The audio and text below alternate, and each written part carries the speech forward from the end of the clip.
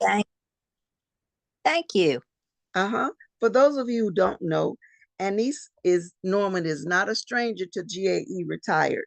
She is the public affairs specialist with Georgia Area Director's Office of Social Security Administration. And we're so glad to have her back so she can give us news we can use and tell us what's new and what's going on with Social Security. So, Annese, anytime. Well, We good morning, everyone. Good morning. There we go. I was scared. I was wanting to make sure I got here early because I had a few technical difficulties on Saturday, but luckily we worked through it and Miss Tony was patient with me. So thank you so much for that. And what I want to do for everyone this morning is to just to give you some updates or general overview of the basics that we need to understand about Social Security. And Miss Sharon, I'm going to ask, can you make me a presenter, please, ma'am? And that way I can kind of share my PowerPoint. I think that's Sandra who has to do that. Can you do Miss that? Sharon. Oh, I'm doing that. Oh, okay. Okay, let me find. It's okay. We're going to get through it together. We're going to Okay, hold hands all and walk right. through it. Okay, let's see. Share screen. All right. Okay, perfect. You did it for me. You have it? Okay. Yes, ma'am. Okay, great. And let's make this big. And I just want to walk us through just a couple of little items with some of the new changes that have come up for going into the new year of 2024. One of the things I like to remind everybody of is the basics of what we need to do to qualify for a Social Security benefit. And basically that means that at a minimum, you had to have worked 10 years working, paying into Social Security. Then when you're age 62 or older, you're going to get something from Social Security. But for 2024, each $1,730 in earnings, that will give you 1 credit. You can earn a maximum of 4 credits per year. So as long as you earn, I believe it's going to be, I think the number there is incorrect. I believe it's like 6,900 and some change. So as long as you earn at least $6,900, then you'll get your 4 quarters of coverage. The minimum requirement, like I said, is those 40 quarters of coverage, working 10 years, paying into Social Security.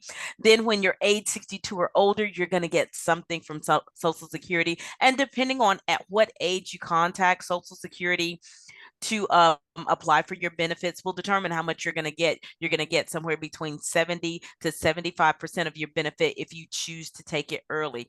And just remember that if you wait until your full retirement age, which is going to be based upon your year of birth, then you'd be able to receive 100% of your benefit. And if you decide to wait past your full retirement age, you can earn what we call our delayed retirement credits. This means that you can earn up to 8% for every 12 months that you wait or delay in taking that benefit. And just remember that if you have any gaps in your earnings, meaning 0 years, that your benefit amount, we determine that by taking the highest 35 years of earnings that you have over your lifetime, and we input that into the calculation to determine what you're going to get from Social Security. So if you're that individual who only did bare minimum, say if you only worked 10 years paying into Social Security, then 25 zeros would be attached to those 10 years of earnings, because the calculation will always be based upon your highest 35 years of earnings over your lifetime. And of course, at the bottom of the screen here, if you needed additional information, you can always visit our webpage at socialsecurity.gov. I mentioned that the your full retirement age is going to be based upon your year of birth. So just take a moment here to find your year of birth, and in the middle column that is going to show your full retirement age here, just as a refresher, so you can keep that in the back of your mind. And just remember, whatever your full retirement age is, if you take your money before your full retirement age, it's going to be reduced. If you wait past your full retirement age, that's where you get to earn those delayed retirement credits. And this is just general basic information. This does not include if the Windfall Elimination Provision or government pension offset could come into play for an individual. Going into 2024, the new earnings limits will be, if you're under your full retirement age and you go back to work somewhere, you can work and earn up to $22,320 for the year. Breaking that down to a monthly amount, that's $1,880 per month. So as long as you don't go over, you're going to be great. But if you do, just remember, you're going to have to pay back to Social Security $1 for every two that you go over. Now, in the year where your full retirement age is reached, then that limit for 2024, it also will go up. It'll be $59,520 for the year, making it a monthly amount of $4,960 per month. Again, as long as you don't go over, you're good to go. But if you do, this time you're going to have to pay us back $1 for every three. And then once you reach that full retirement age, just remember there's no limit to how much you can work and earn at Social Security. One of the changes that we like to kind of remind everybody about that came into effect in 2020 is called advance designation. What an advance designation allows you to do, or it allows you to think about, especially as you're preparing for retirement, and that is thinking about that if something were to happen, who would you want to assist you in managing your Social Security benefit?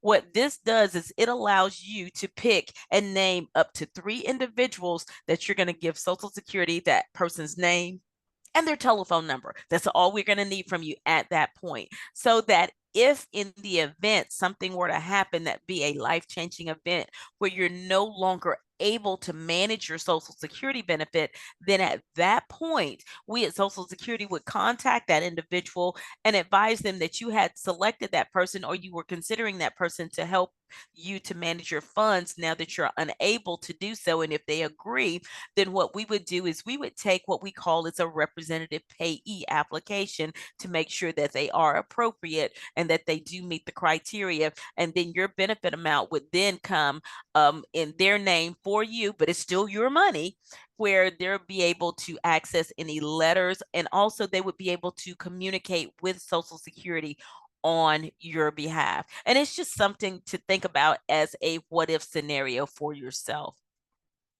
Also, I like to remind everybody about scam awareness, making sure that you're being vigilant in terms of paying attention to when you get these telephone calls, text messages from individuals alleging that they may be from Social Security, telling you that your Social Security number is expired or suspended. We don't suspend numbers and they don't expire, so don't buy into that. Don't call back on their callback number. If they're saying you need to call Social Security, and if you want reassurance, say thank you, I'll call back on the normal natural 800 number that I'm aware of, and not their number. And also just remember, especially because I have to tell my parents this, that anytime somebody is calling you, never say yes. I always tell my parents, when you're answering the phone, you say speaking or this is so and so. Never say yes, this is me, because you don't know what that yes could mean for you down the road, especially if somebody is recording that yes, and then next thing you know, your bank account has gotten wiped out, or you find out that this person has taken out loans or credit cards or purchased vehicles in your name. So it's very important that you be aware of that. The other thing is that we're never going to threaten an individual from Social Security, because if you're talking to somebody and they're threatening you, that's going to be a red flag. Hang up the phone. And again, if you feel like you need to contact Social Security just to be sure, then call us back on our publicized numbers to ensure that you are speaking with someone from Social Security. And remember that you can always make sure that you're registered on the National Do Not Call list. You can visit donotcall.gov, or the 800 number that you see on the screen here, that 888-382-1222, to ensure that you get your telephone number on that list. And periodically you may have to go back just to make sure that your number is still on that list, because even with myself, I've noticed I've started to see an uptick in telemarketers again, whereas I had put my number and my parents' number on there and it had quieted down for a little while. Also, if you suspect that that somebody is committing fraud against Social Security, you can always call our Office of Investigation investigations or contact us at oig.ssa.gov to report this. And then lastly, down here at the bottom, which I think is a great tool for us, because we have to be each other's keeper, so that if you suspect elder abuse, you can always call this national 800 number at 800-677-1116, or visit eldercare.acl.gov, so that way they can connect you with the local appropriate authorities, such as Adult Protective Services here in Georgia, so that they can report that this individual may be being manipulated or abused. And a lot of times, unfortunately, because myself and the other public affairs specialist, Alicia Lipscomb, we work very closely with APS, and we just find it very disheartening that a lot of times the people who are abusing the elders is their own family members. So we have to be careful with that information there. And then, of course, I wanted to quickly just remind everybody about Medicare, that when you do reach Medicare age, remember that you contact Social Security so that you can enroll in Medicare Parts A and B. And even if you want an Advantage plan, you still have to come to Social Security first, enroll in A and B, get your red, white, and blue card. Then you give them that information, and then they'll switch you over to their plan. But keep in mind that individuals who are age 65 or older, anyone who's been on Social Security for disability for 24 months, individuals with ALS, and of course, individuals who receive, or excuse me, individuals who have permanent kidney failure and receives maintenance dialysis or a kidney transplant can qualify for Medicare.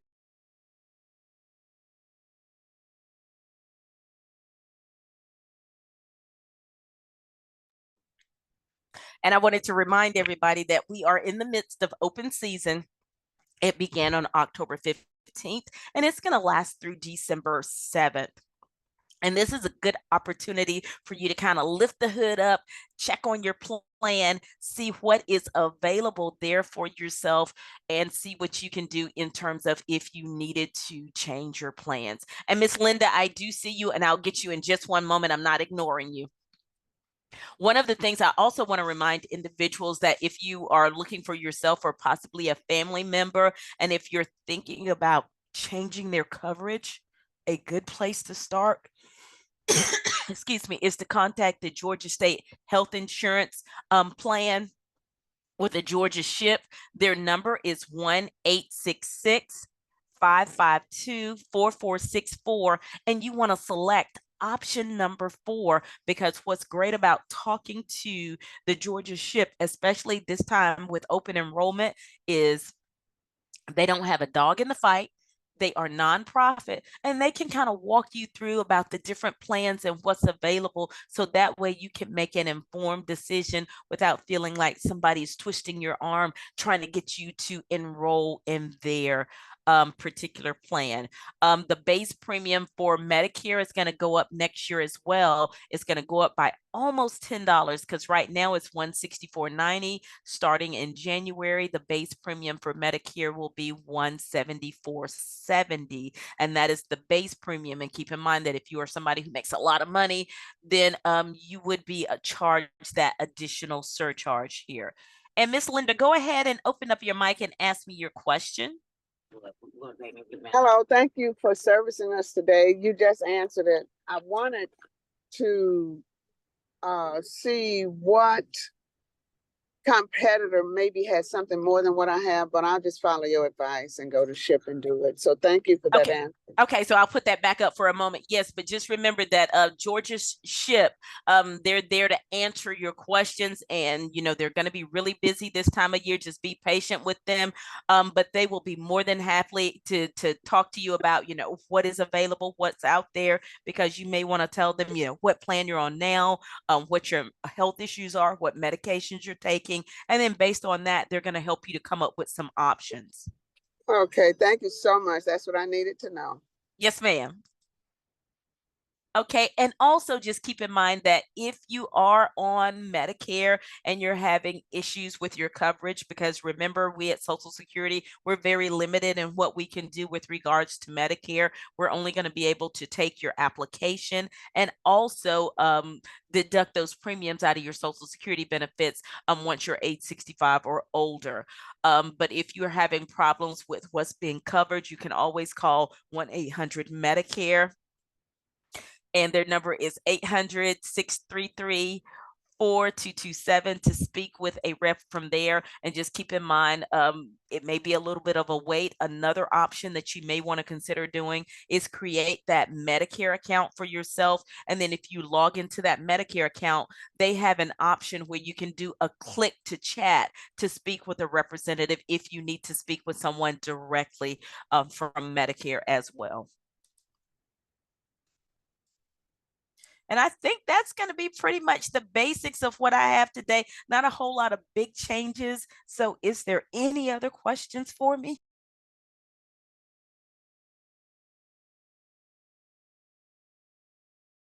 And I'm going to quickly check the chat here to see, are there any other questions?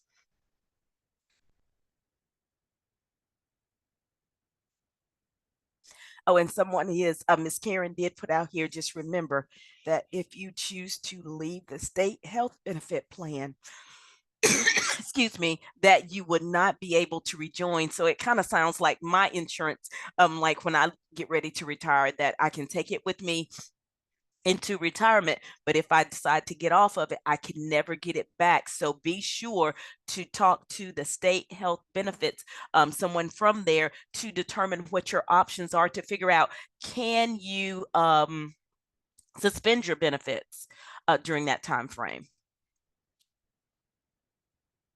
And so somebody's saying, so they're going to be taking more money. Like I said, the base premium for Medicare is going to go up roughly by almost $10.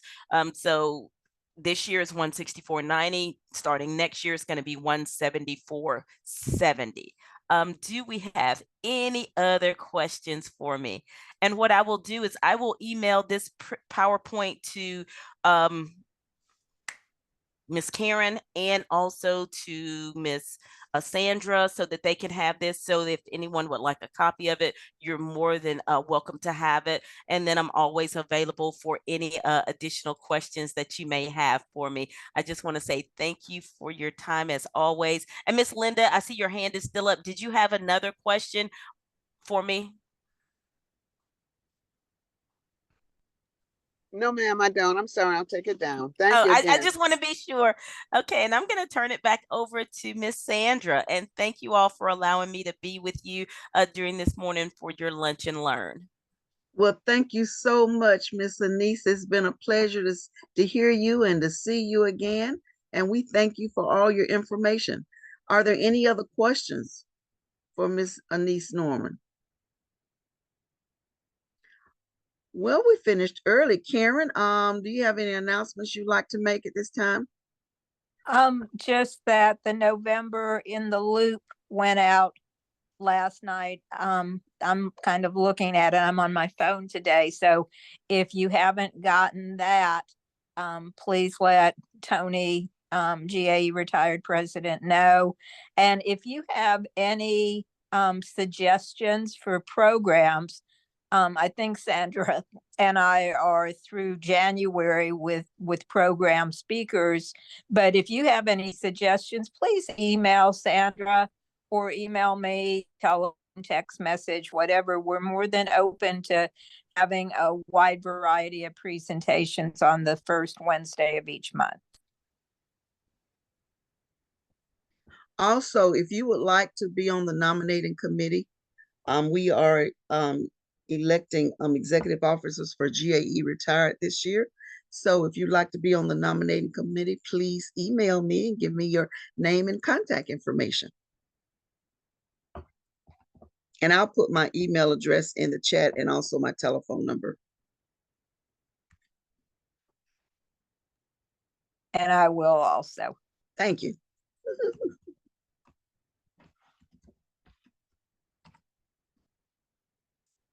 Does anyone have anything else to say? Yes. Okay, go ahead. Okay.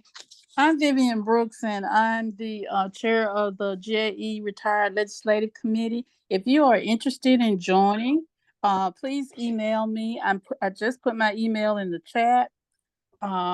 We really need members, and we would appreciate it if you would join. Thank you. Any other announcements?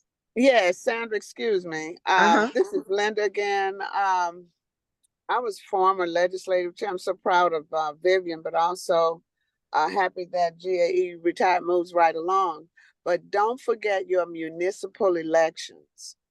November 7th. I think it's 7th.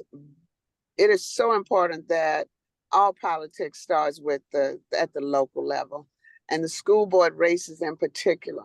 So pay attention to those. It's past the deadline to submit absentee ballots, but still there's early voting and also walk in person. So don't forget voting. Thank you so much, guys.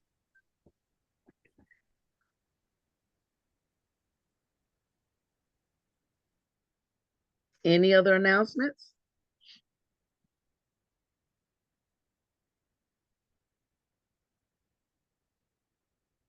Well, I'm so glad that everybody could make it today. Look at your GAE in the loop, retired in the loop. It came out today, as Karen said.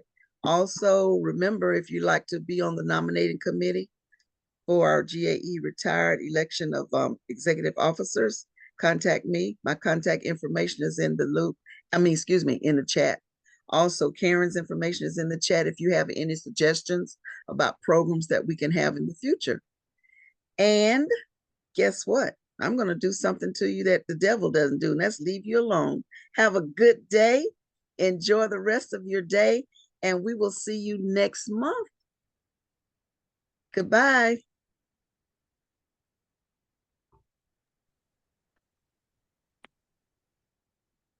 Everybody's mighty quiet today.